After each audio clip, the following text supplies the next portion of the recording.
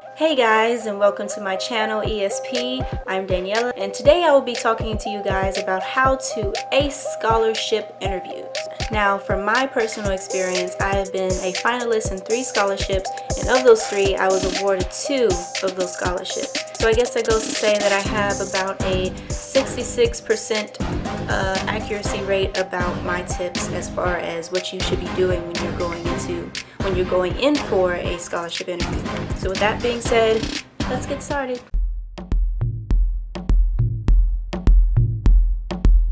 So the first tip, attire, your clothing, what you're looking like, what your makeup is looking like. Typically, for these kinds of interviews, they're looking for people who look like they've came in to do business. Meaning that guys are expected to wear a nice suit and young ladies are expected to wear a dress suit or something along those lines. Also, have your hair pulled back. You don't want it to be a distraction during your interview. Okay, so for the second tip is that when I go in for scholarship interviews, I tend to think of it as the show Shark Tank. And I think of it this way because you are literally trying to convince these people, these judges, as to why they should give their money to finance your education. Now with this, the tricky thing is that you don't want to sell yourself too short or too high, or even in the middle. Rather, you want to be in the upper middle.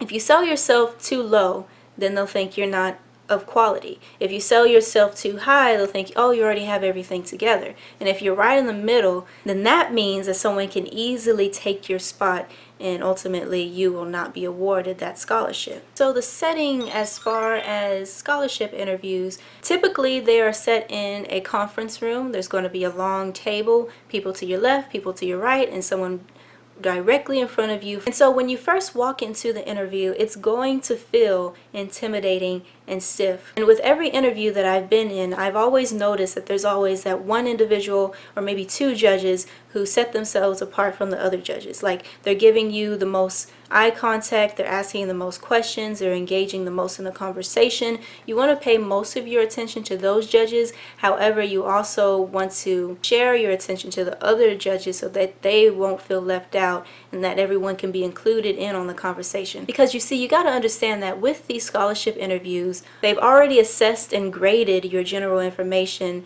that led you up to being considered as a finalist. So the interview is basically your final chance to get those last brownie points that set you apart from other applicants so that you can be awarded that scholarship. Okay, so that leads me to my next point, eye contact.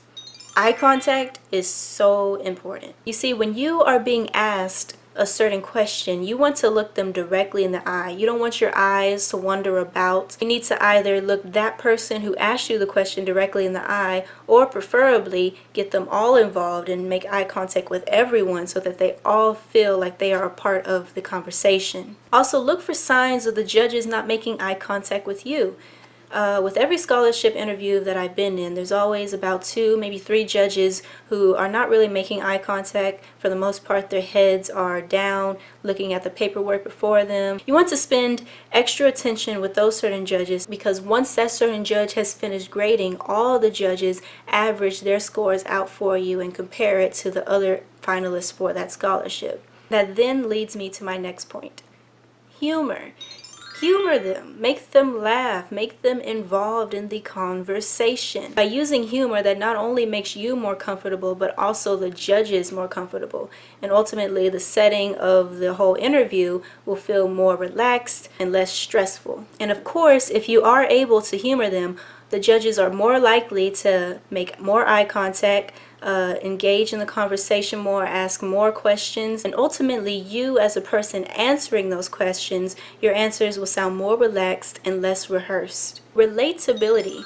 You want to relate to the judges. Now, before going in for an interview, you should already have a general idea of what the scholarship committee's values are and possibly even their demographic background. For instance, if you are being interviewed by a fraternity, then expect an all-male population. Or if you're being interviewed by a sorority, then expect an all-female population. Because you see, you may come into an interview where the judges are the same background or same gender as you, or you may come into an interview where they are a different background from you and a different gender from you. Now, Don't let either setting intimidate you. You see, if they are willing to interview you in the first place, then you gotta think optimistically. You gotta think of these people as being very fair, very humble, and very open-minded. Now, if you are not quite sure of the demographics or the overall values that that organization may or may not possess, then you can do some research. For instance, if that organization has an online website, then you probably should go ahead and check up on that. This gives you extra time beforehand to prepare yourself for possible questions that they may ask you and how you will answer those questions so to cater towards them. By doing this, you will have more of a competitive edge against other scholarship applicants. The next tip is to have one or multiple trump cards. This is what will help you stand out from other scholarship applicants. Now, for me personally, I have 2 trump cards. Sometimes I use them both within the same interview, or sometimes I just use one. It all depends on my evaluation of the values that that scholarship committee may or may not possess. Now, as far as your trump card, it doesn't have to necessarily be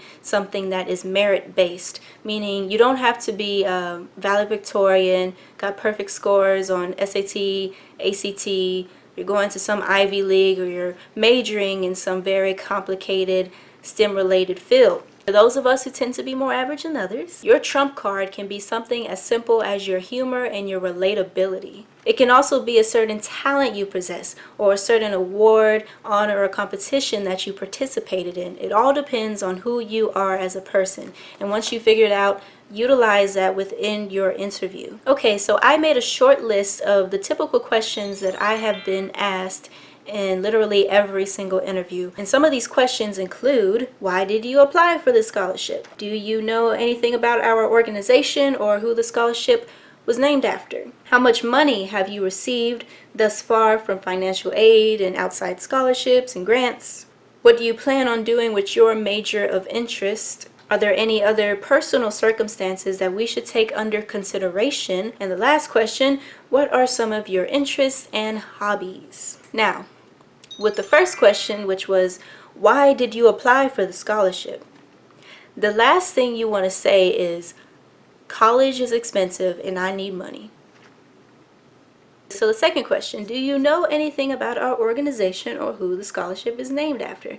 That leads me back to what I said earlier on in the video. Make sure that you have already done a little bit of research about what the organization is about. Because a lot of times with these scholarship interviews, that question about what the organization is about or who the scholarship was named after, a lot of people leave that question blank. So you want to set yourself apart from the other scholarship applicants who left that question blank, and you'll be one of few, if not the only one, who actually answered that properly. So the next question, how much money have you received thus far from financial aid, outside scholarships, and other grants, etc.? Now, for this question, you don't want to sound like you've gotten nothing, and you don't want to sound like you got too much. You want to be right in the middle. And even if you are someone who has already received a lot of money in scholarships, grants, and you're trying to figure out how do I answer this without them thinking that I already have everything together, try to maneuver your answer around and blur the lines. So the next question, what do you plan on doing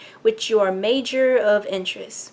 If you are someone who is applying for scholarships and you still have yet to know what your major is going to be, then that's completely fine. Just go ahead and make something up. You don't want to leave any questions unanswered, because that's points taken off from your overall grade of the interview. Okay, the next question is, are there any personal circumstances that we should take under consideration with awarding scholarships, etc.? Now, with this question, this is your opportunity to give out extra information that you previously couldn't really address within your FAFSA or your scholarship application. For instance, if you have someone within your immediate household who perhaps is imprisoned or they're very sickly, you probably, if you feel comfortable enough, go ahead and tell them that. Now for the final question, which is, what are some of your interests and hobbies? Now this is a question that really opens up the floor for more discussion.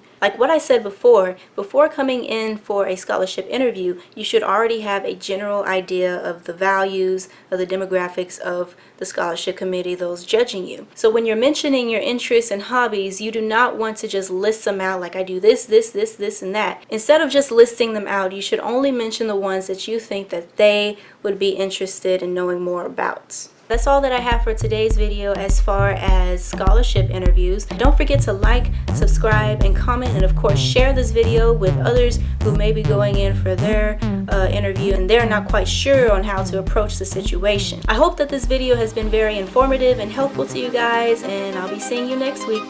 Bye!